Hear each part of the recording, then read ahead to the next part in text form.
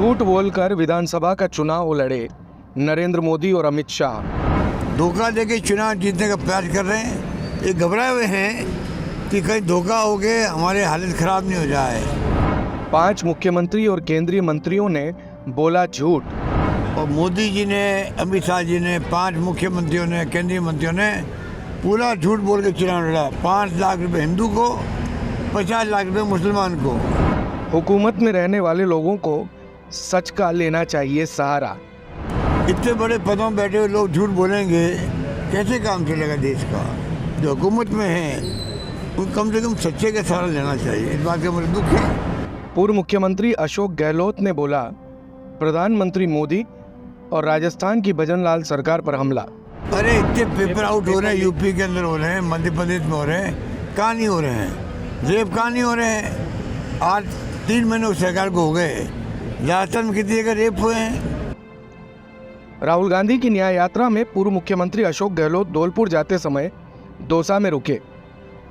इस दौरान उन्होंने मीडिया से बातचीत करते हुए भाजपा सरकार पर हमला बोला।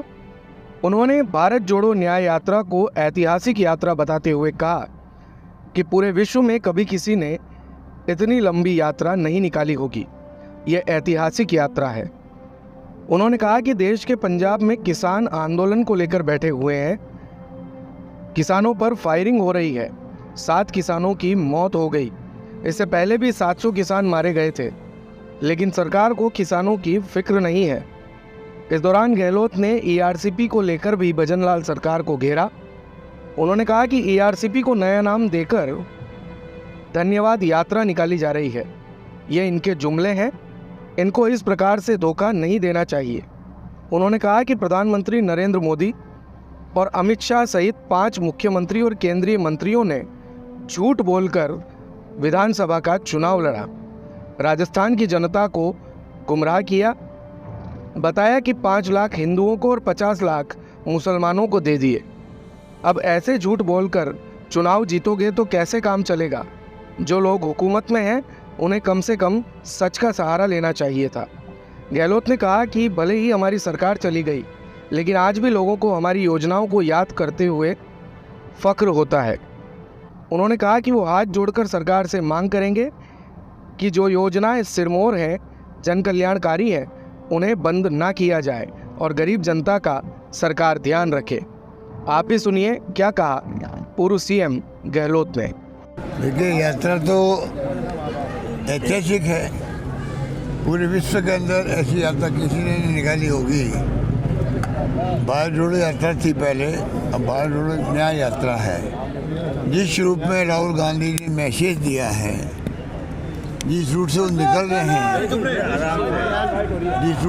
रहे हैं, वो तो एक रूट है, पर पूरे राजस्थान के अंदर, पूरे देश के अंदर उसका मैसेज है कि राहुल गांधी कहते क्या है, उनका थीम क्या है, वो क्या मांग कर रहे हैं, देशवासियों क्या समझा रहे हैं। आप देख सकते हो कि भयंकर बेरोजगारी फैल रही है देश के अंदर, महंगाई अपार है, हिंसा का माहौल है, और तो किसान जो सड़कों पर आए हैं उनके समर्थन में वो चल पड़े हैं। अब किसानों के साथ जो अन्याय हो रहा है ये समझ के परे हैं। अन्नदाता है देश के अंदर, उसके साथ में इतना बड़ा जुल्म हो। पंजाब के अंदर वो बैठे हुए हैं, हरियाणा की पुलिस जा कर के वहाँ पर फायरिंग कर दे या गोली चला दे। आज मैंने सुना कि 7 किसान मारे गए हैं। पहले 700 किसान मारे गए थे। 700 किसान मारे गए किसे कहते बताइए आप? और पहले वादे किए थे काले कानून वापस लेंगे। पीएम ने खुद ने, मोदी जी ने कहा था कि हम इस कानून को वापस ले रहे हैं, और कहीं समझाने में हम कामयाब नहीं हो पाए। अच्छा कमेंट था उनका, अच्छा कमेंट था भाई, मैं समझाने में हम कामयाब नहीं हो पाए, हम वापस ले रहे हैं। उसके बाद में वो लागू क्यों नहीं कर रहे हैं? वापस लेने के बाद में क्यों नहीं बातचीत करके हल निकाला मामले को? आज नौबत आ गई, 7 किसान और मारे गए हैं, मुआवजे की बात कर नहीं रहा है। आप पार्टी ने 1 करोड़ का मुआवजा दिया है। केंद्र सरकार क्या फ़र्क पड़ेगा कि 700 किसानों को जो मारे गए थे सबको 1-1 करोड़ का मुआवजा दे दे, मान लो 700 किसानों को भी 1-1 करोड़ का मुआवजा दे दे, तो क्या फ़र्क पड़ने वाला है? क्या उनके घरों में बीतरी होगी, उनकी माली हालत क्या होगी, किसी को नहीं मालूम है। इसलिए जो जुल्म हो रहा है पूरा देश इनको माफ़ नहीं करेगा, मैं कह सकता हूँ। TRCP को लेके भ्रम पैदा कर रहे हैं, धोखा दे रहे हैं, पूरे राजस्थान को धोखा दे रहे हैं। मध्य प्रदेश के हितों की रक्षा की गई है, वहाँ बांध बन रहे हैं, उसका लाभ मिल रहा है। धोखा हुआ राजस्थान के साथ में। ERCP ऐसा मुद्दा था कि वसुंधरा के वक्त का बना हुआ था DPR, हमने बनाई नहीं थी। वो अधिकारी अब वहाँ लगे हुए दिल्ली के अंदर जो DPR बनाई थी राजस्थान के अंदर, अब नया नाम दे करके आबाद यात्रा निकाल रहे हैं। ये तमाम बकवास है, धोखा है, कोई काम आगे बढ़ने वाला नहीं है। हमने काम शुरू किया, उसके आधार पर इनको काम पूरा करना चाहिए, स्पष्ट करना चाहिए। 2 लाख हेक्टेयर सिंचाई की जो प्रावधान है उसका क्या होगा, ये स्पष्ट बताना चाहिए इनको। धोखा देके चुनाव जीतने का प्रयास कर रहे हैं, ये घबराए हुए हैं कि कहीं धोखा हो गए, हमारे हालत ख़राब नहीं हो जाए, इसलिए जानबूझ के ERCP को नया नाम दे करके लाए गए हैं। ये जुमले हैं, जुमले। वाजपेयी के वक्त में भी नदियों को जोड़ने की बातें हुई थी, उन बातों को आज कितने साल हो गए, 20 साल हो गए उस बात को भी, कितनी नदियाँ जुड़ गई है। इसलिए इस प्रकार का धोखा इनको देना नहीं चाहिए, ये मेरा मानना है। अरे इतने पेपर आउट हो रहे हैं, यूपी के अंदर हो रहे हैं, मध्य प्रदेश में हो रहे हैं, कहाँ नहीं हो रहे हैं? रेप कहाँ नहीं हो रहे हैं? आज 3 महीने सरकार को हो गए, राजस्थान में कितनी जगह रेप हुए हैं, डकैती कितनी जगह हुई है।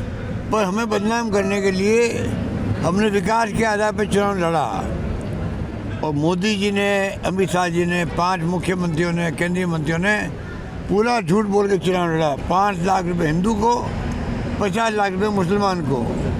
झूठ बोलने की हद होती है। इतने बड़े पदों में बैठे हुए लोग झूठ बोलेंगे, कैसे काम चलेगा देश का? जो हुकूमत में है उन कम से कम सच्चे का सहारा लेना चाहिए। इस बात का मुझे दुख है। सरकार चली गई, हमारी सरकार चली गई, फिर आज भी लोगों को जहन में है हमारी योजनाएं जो हैं वो देश में कहीं पे भी नहीं है। मैं इस सरकार से मांग करूँगा, कृपा करके मैं हाथ जोड़ रहा हूँ इनको, हमारी योजनाएं जो मानवीय दृष्टिकोण से हैं, जिसमें स्वास्थ्य योजना तो सिरमौर लिए हुए हैं, इन तमाम योजनाओं को कृपा करके बंद नहीं करें, उन लागू रखें और गरीबों का जो स्वास्थ्य है उनकी चिंता करें। और सोशल सिक्योरिटी की योजना हमारी है, सामाजिक न्याय की, उनको बंद नहीं करें, मेरी मांग इनसे। हर चुनाव इज्जत का ही होता है, हर चुनाव इज्जत का होता है। हारे या जीते अलग बात होती है। आगे भी हम सब मिलकर के चुनाव लड़ेंगे, हम उम्मीद है कि अच्छे परिणाम ला सकें। दिन भर की सारी अपडेट्स के लिए सब्सक्राइब करें राजस्थान कवरेज को और बेल आइकन दबाना ना भूलें, ताकि आप रहे अपडेटेड हमेशा।